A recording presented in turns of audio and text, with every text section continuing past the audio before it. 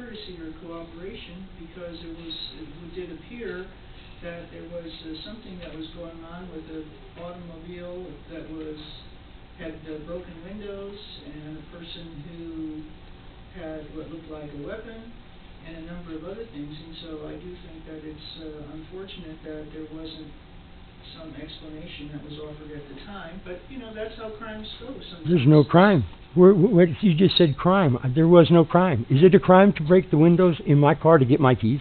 Well, I don't think anybody knew that it was your car. It doesn't matter. I knew it was my car. It does matter. No, it doesn't.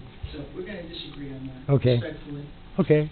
Ms. Rowland, is there anything that you wanted to add on this? Your Honor, for the most part, because in our opposition, I would just point out that in the defendant's motion, he does not actually cite the applicable case law or statute that lay out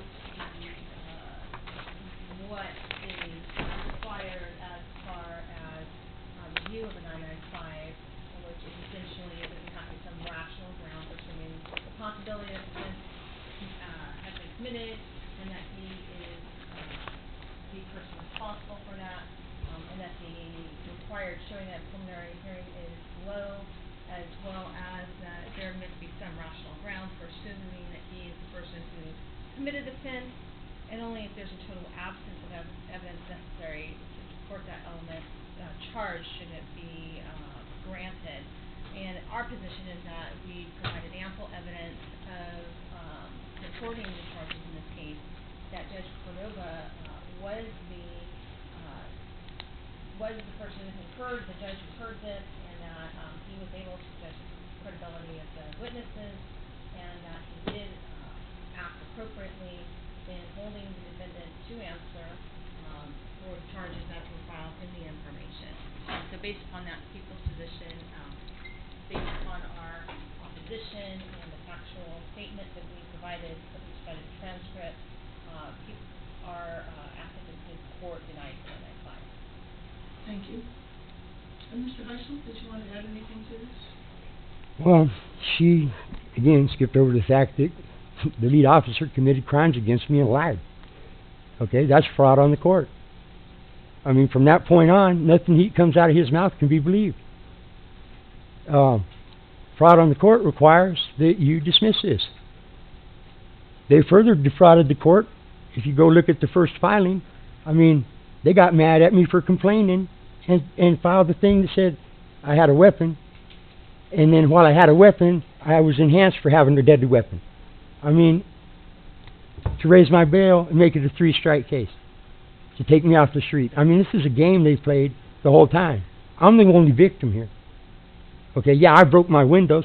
Hell, I'd have had to pay for that the next day. That's my punishment. It's nobody else's business. Okay, and I told the officer I'd done nothing wrong. I'm minding my own business. Okay, you have no probable cause. You have no reasonable suspicion. Leave me alone. Okay? I'm a certified paralegal. I know I didn't do anything wrong. Okay? I know I don't have to talk to an officer. I know what my rights are. But you can't get me for asserting my rights and turn it into a crime and beat me up and then lie in a report. I mean, and that's right in front of you in black and white. And as a judge, you've taken an oath. All right? And the judicial canons require you to report that and have that investigated. Thank you. So in evaluating this case, I read the preliminary hearing transcript.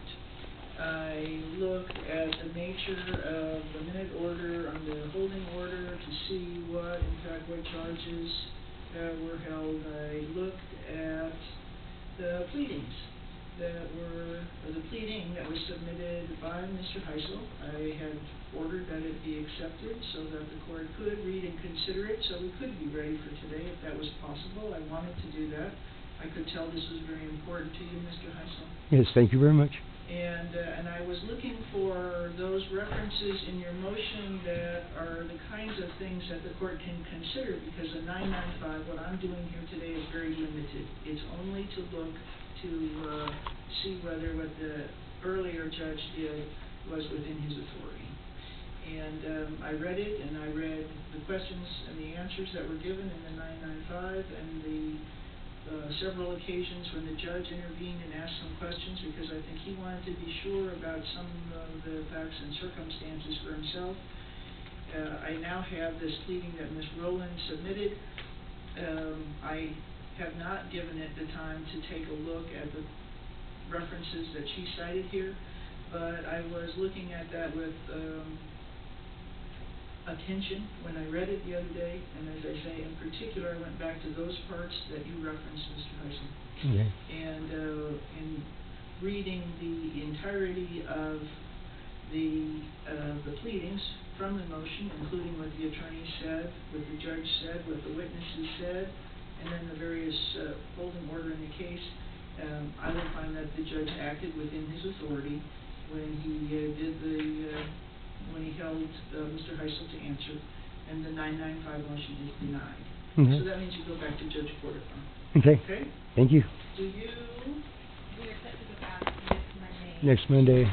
Okay, all right. Is there any way we can extend that for a week or so? I have no opposition if we need to set it for a later date. Yeah. Sure, okay. Mr. Heisel, what would you like to do? Do you have a date in mind that would be better for you to come back? Well, I would like to extend it for like at least a week, maybe two at the most. Okay. That way I can prepare, because we're going to set it for jury trial, right? Correct.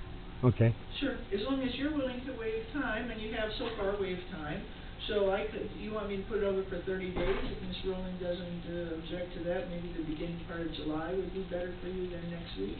Well, okay, yes ma'am. Okay. How about instead for July 10? That's a Monday? Okay, let me, Why don't you look, well, I'll make sure I'm, if that's a good enough date for you, I'll make sure I'm here.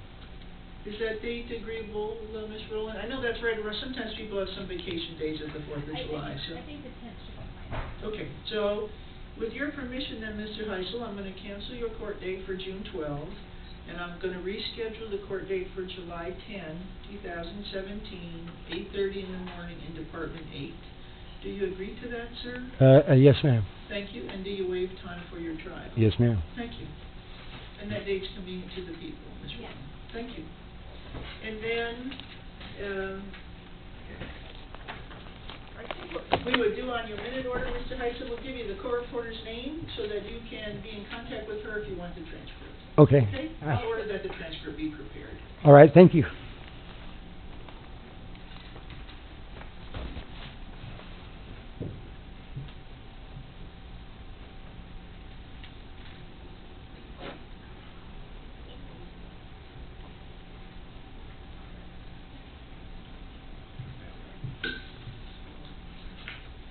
She was asking me what would be the charge related to this, but usually if the court orders the transcript to be prepared, then you would be charged for a copy of it, not for the original preparing of the transcript. I think I want not to have you do the most expensive part of it, just the reasonable price that other people pay. Oh, okay, thank you. You're welcome. Can I get my minute order? You get it right there, just Okay. give us a minute.